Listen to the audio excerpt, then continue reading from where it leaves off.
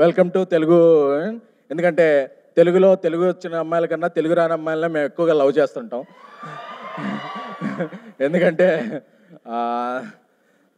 తెలుగు వచ్చిన అమ్మాయిలను ఎంకరేజ్ చేస్తే ఏమవుద్దో తర్వాత నాకు తెలిసింది. సో అందుకని చెప్పి ఇక నుంచి నేను తెలుగు రాని అమ్మాయిలను ఎంకరేజ్ చేయాలని నేను, మా డైరెక్టర్ సాయి రాజేష్ గారు, మా కల్ట్ డైరెక్టర్ సాయి రాజేష్ గారు కోరుకుంటున్నాము. నాకు ఒక కల్ట్ బ్లాక్ బస్టర్ని ఇచ్చి నన్ను కల్ట్ ప్రొడ్యూసింగ్ చేశారు. త్వరలోనే ఇండియా లెవెల్లో ఆయన ఇస్తారు సినిమా. మనమే సెకండ్ హాఫ్లో ఇక్కడ చిన్న డ్రాప్ ఉంది, అక్కడ చిన్న ప్రాబ్లం వచ్చింది, ఫస్ట్ హాఫ్లో టేక్ ఆఫ్ ఇంకా మనం ఎక్కువ అనలైజ్ చేస్తాం అనిపిస్తుంది. బట్ ఆడియన్స్ యాక్చువల్లీ వాళ్ళు చాలా సింపుల్గా చూస్తారు సినిమాని. అంటే మనం 1 సార్లు చూసుకుంటాం కదా మన సినిమా, వాళ్ళు ఒకేసారి చూస్తారు. సో ఐ ఫీల్ దట్ వాళ్ళంత లెక్కలు ఏరేమో అని నేను ఫీల్ అవుతాను సార్. వాళ్ళు ఎంటర్టైన్ చేస్తే చాలు మమ్మల్ని అనేది ఈజ్ దేర్ ప్రైమరీ ఫోకస్. అంటే యూజువల్లీ ఎవరైనా హీరోని తలుచుకున్నప్పుడు మైండ్లో ఆ హీరో విజువల్ కనిపిస్తుంది. అవును, మీ విజువల్ ఏమో టిల్లు కనిపిస్తాడు. అవును సార్. అంటే అది ప్రతి హీరోకి ఒక సినిమా ఉండిపోతుంది కదండి అలాగా. దట్ ఆ హీరో పేరు చెప్పిన వెంటనే అది గుర్తొస్తుంది. అలా ప్రతి హీరోకి ఒక సినిమా ఉంటుంది. But that doesn't mean that ఆ హీరోని వేరే క్యారెక్టర్స్లో యాక్సెప్ట్ చేయరు, లేకపోతే వేరే క్యారెక్టర్ చేసినప్పుడు చూడరేమో అని చెప్పి. I don't think that is a problem అండి. As long as the film is good, I don't think nobody really gives a shit. All the best. Thank you sir. Thank you. Siddhu గారు, ma'am చెప్పండి. Actually Krishna and his Leela కావచ్చు, టిల్లు కావచ్చు, ఇప్పుడు ఈ movie కావచ్చు. భయపడ్డా కృష్ణ లీలా అంటే మొన్న రిలీజ్ చేశారు, ఎవరు రాలేదని అడుగుతారేమో నన్ను.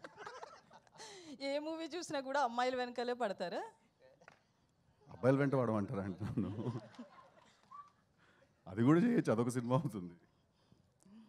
కాదండి, ఇప్పుడు లవ్ అనేది మన లైఫ్లో చాలా పెద్ద పార్ట్, మన సినిమాలో చాలా పెద్ద పార్ట్. సో ఆబ్వియస్లీ మన సినిమాలో లవ్ స్టోరీ ఉంటుంది. ప్రతి సినిమాలో హీరోయిన్ ఉంటుంది, లవ్ స్టోరీ ఉంటుంది. కాబట్టి ఆబ్వియస్లీ ఉంటుంది కదండి, లవ్ స్టోరీ ఒక పార్ట్ ఉంటుంది కదా. అని నాకు అర్థం కాదు, ఇప్పుడు పడకూడదా? అంటే అదే స్టోరీ. అదే మీరు సినిమా చూడాలి కదా. ఇప్పుడు టిల్లు స్క్వేర్ చూసారండి, అదే నా స్టోరీ చెప్పండి. అది కూడా ఒక పార్ట్. సో లవ్ అనేది మన లైఫ్లో మేజర్ పార్ట్ కాబట్టి సినిమాలో కూడా మేజర్ పార్ట్. సో ఉంటుంది కదా లవ్ స్టోరీ.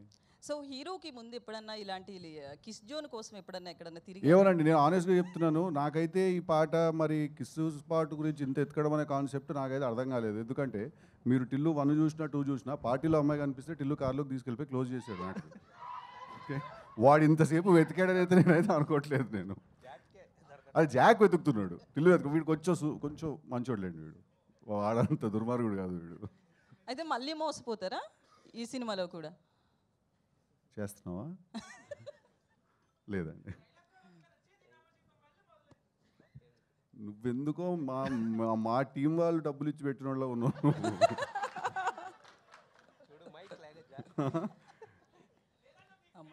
థ్యాంక్ యూ రా. అరే టిల్లు టీ షర్ట్ వేసుకుని వచ్చావు, థ్యాంక్ యూ వెరీ మచ్. ఓహో, సితారా వాళ్ళు పంపించారా? Thank you brother, thank you. నీ పేరు?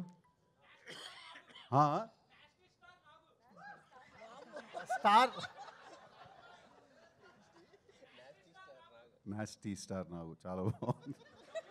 Thank you, love you too brother, love you sir. Siddhu గారు, వైష్ణవి గారు, 1 సెకండ్ అండి, she wants to finish up.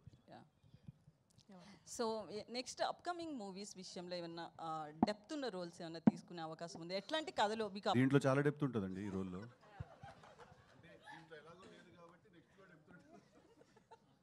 లేదు, ఇందులో కూడా చాలా డెప్త్ ఉందండి. ఆ Siddhu sir question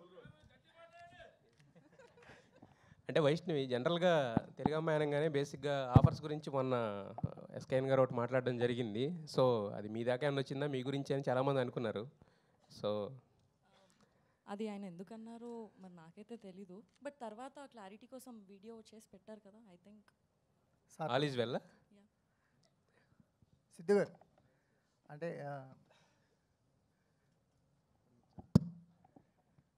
sir template breaking characterisations కానీ, టెంప్లెట్ బ్రేకింగ్ రైటింగ్ కానీ మీ సినిమాల్లో చూస్తుంటా. అంటే మీ యూఎస్బీ అదే, ఫస్ట్ నుంచి మిమ్మల్ని బాగా ఇష్టపడటానికి కారణం అదే. ఈ విషయానికి జాక్ విషయానికి వచ్చేసరికల్లా టెంప్లెట్ బ్రేకింగ్ ఏం జరిగింది? ఏం జరగలేదండి, టెంప్లెట్లోనే ఉంటుందా? టెంప్లెట్లో ఉంటుంది సినిమా, కానీ it is that film that every one can watch. మీరు ఎలా అట్రాక్ట్ అయ్యారు? అంటే మీకు యూజువల్గా ఉండే స్టోరీస్ కంటే కొంచెం ఆ క్యారెక్టరైజేషన్ అండి నాకు అదే చాలా ఇంట్రెస్టింగ్ అనిపించింది. అంటే ఒక పని చేయడం ఇంపార్టెంట్, కానీ ఆ పని ఎలా చేయడం అనేది కూడా చాలా ఇంపార్టెంట్. ఎందుకంటే మనకు ఒక పద్ధతి ఉంటుంది, మనకి ఇన్స్టింక్ట్ ఒకటి చెప్తూ ఉంటుంది, ఓకే ఇది ఇలా చేయాలి, ఇది ఇలా చేస్తే వర్కౌట్ అవుతుందని. బట్ ప్రపంచం అంతా అది అలాగా ఇలా చేయాలని చెప్తూ ఉంటారు. సో ఆ క్యారెక్టరైజేషన్ చాలా ఇంపార్టెంట్.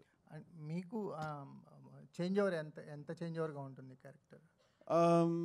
యాక్చువల్లీ నాకు చేంజ్ ఓవర్ కన్నా కూడా నాకు రెస్పాన్సిబిలిటీ తక్కువ ఉంది సార్ ఈ సినిమాలో. ఎందుకంటే భాస్కర్ గారు రైటింగ్ అండ్ ఆయన story is the major highlight of the film. నేను ఒక క్యారెక్టర్ని ఈ సినిమాలో. టిల్లుకున్నంత రెస్పాన్సిబిలిటీ నాకు లేదు. ఎందుకంటే టిల్లు ఏంటంటే ఉండదు, వాడి నుంచి నవ్విస్తాడు చూడండి అన్నట్టు ఉంటుంది. సో అది నాకు చాలా స్ట్రెస్. 1 hour 45 minutes నేను నవ్వించాలనే స్ట్రెస్ నాకు ఉండింది. బట్ ఈ సినిమాకి అలా కాదండి, ఎంటర్టైన్ చేస్తూనే ఉంటాను. But at the same time there is a very big story that is happening. Vaishnavi garu, మీ క్యారెక్టర్ ఎంత రెస్పాన్సిబుల్, అంటే ఎంత స్టోరీని ముందుకు తీసుకెళ్ళడానికి మీ క్యారెక్టర్ ఎంతవరకు పొటెన్షియల్ క్యారెక్టర్ అనుకోవచ్చు? నేను actually ya double role play చేస్తున్నాను. అలా అవ్వడానికి ఒక కారణం ఉంటుంది, అంటే 2 రోల్స్ ప్లే చేయడానికి ఒక మెయిన్ రీజన్స్ ఉంటుంది. ఆ రీజన్ చాలా ఎంటర్టైనింగ్గా, చాలా ఇంట్రెస్టింగ్గా ఉంటుంది. అదే మొత్తం సినిమాలో ఎక్కువ స్పేస్ అండ్ ఇంట్రెస్టింగ్గా ఉంటుంది. వైష్ణవి గారు, నేను వెంకట్ ఇంటివి అండి. బేబీ తర్వాత మీరు నెక్స్ట్ మూవీ చేశారు, అది అంత సక్సెస్ కాలేదు. సో దీనిపైన ఎలాంటి కేర్ తీసుకున్నారు? అంటే ఒక హీరోయిన్కి నెక్స్ట్ ఒక ఫ్లాప్ పడ్డదంటే మళ్ళీ అవకాశాలు రావడం చాలా కష్టం కదా. సో దీన్ని ఎలా చూస్ చేసుకున్నారు? సార్ అంటే సినిమా సక్సెస్ కాకపోవడం అది అంటే నేను అంత ఆలోచించే మెచ్యూరిటీ అంటే ఎక్స్పీరియన్స్ లేదు సార్ ఇంకా నాకు. బేబీలో నేను క్యారెక్టర్ వరకు చూశాను, ఆ సెకండ్ సినిమాలో కూడా క్యారెక్టర్ వరకు చూశాను. అది నాకు చాలా ఇంట్రెస్టింగ్గా, చాలా స్కోప్ ఉన్నట్టుగా అనిపించింది. ఇందులో కూడా నేను అదే చూశాను, నా క్యారెక్టర్ చాలా ఇంట్రెస్టింగ్గా, చాలా స్కోప్ ఉంది అండ్ పర్ఫామ్ చేయడానికి నాకు చాలా ఎక్సైటింగ్ అనిపించింది. సో నేను మోస్ట్లీ క్యారెక్టర్ పైనే నేను సెట్ అవుతానా, నన్ను నేను చూసుకోగలుగుతానా అండ్ నేను బాగా చేయగలుగుతాను అన్న దానిపైనే ఫోకస్ సార్. బేబీ ప్రొడక్షన్స్లోనే మళ్ళీ మీరు ఆనంద్ గారికి సినిమా అన్నారు, కానీ మళ్ళీ ఇంతవరకు ఏం అప్డేట్ లేదు, ఏంటి? అది అన్ఫార్చునేట్లీ అది ముందుకు వెళ్ళలేదు సార్. బట్ మేబీ ఫ్యూచర్లో ఇంకా ఏదైనా వస్తే I'm looking forward to do. I've always had a great experience working with them. So అంటే ఎస్కేఎన్ గారితో అంటే ఆ ప్రొడక్షన్తో అయితే మీకైతే ఇబ్బంది లేదు కదా?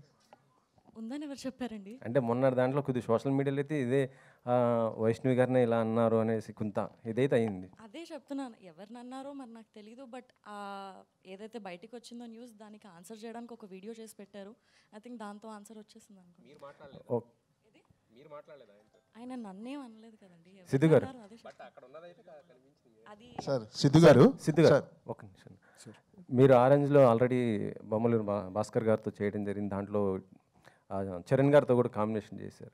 మళ్ళీ చరణ్ గారితో ఏమైనా చేయాలి అనుకుంటే మల్టీ స్టార్, ఎందుకంటే ఇప్పుడు ఉన్న హీరోస్ అందరూ కూడా మల్టీ స్టార్గా చేస్తున్నారు పెద్ద పాన్ ఇండియన్ లెవెల్లో. సో మీరేమైనా అవకాశం ఉంటే మళ్ళీ చరణ్ గారితో కలిసి? Definitely would love to work with him always and he's a sweetheart and whenever I've met him I've had great experiences. So definitely కలిసి వర్క్ చేసే అవకాశం వస్తే it will be really really cool. Actually చెప్పాలంటే భాస్కర్ గారికి ఇప్పుడు success rate లేదు. Okay. So మరి ఆయన అండ్ మీరు వరుసగా బ్లాక్ బస్టర్ కొడుతున్నారు, ఏ హీరో అయినా హిట్ డైరెక్టర్గా అవకాశం ఇస్తుంటారు, మీరెందుకు ఇలా భాస్కర్ గారికి? అంటే సార్ హిట్ ఫ్లాప్ ఇక్కడ దట్స్ ఆల్ చాలా అది మన చేతిలో లేని విషయం అండి. నేను ఎప్పుడైనా ఏం బిలీవ్ చేస్తానంటే ఫస్ట్ ఈ మైక్ పక్కన పెట్టాలని బిలీవ్ చేస్తున్నాను. నేను ఏం బిలీవ్ చేస్తానంటే సార్ బేసిక్గా ఒక డైరెక్టర్ ఉండొచ్చు, యాక్టర్ ఉండొచ్చు, ఎవరైనా ఫిల్మ్ మేకర్ ఎవరైనా ఉన్నా కూడా వాళ్ళు హిట్ సినిమాలో తీస్తున్నారా ఫ్లాప్స్లో ఉన్నారా వాళ్ళు అనే దానికంటే ఎక్కువ ఇంపార్టెంట్ వాళ్ళకు ఒక సిగ్నేచర్ ఉందా లేదా అనేది సార్.